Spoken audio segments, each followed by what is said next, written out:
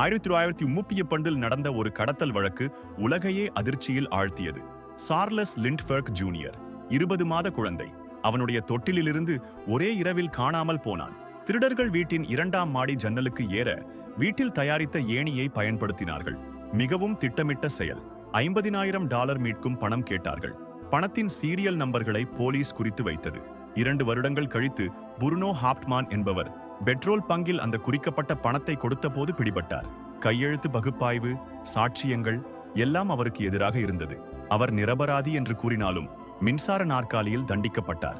இந்த வழக்கு பிறகு அமெரிக்காவில் கடத்தல் குற்றங்களுக்கான கூட்டாட்சி சட்டங்களை உருவாக்கியது.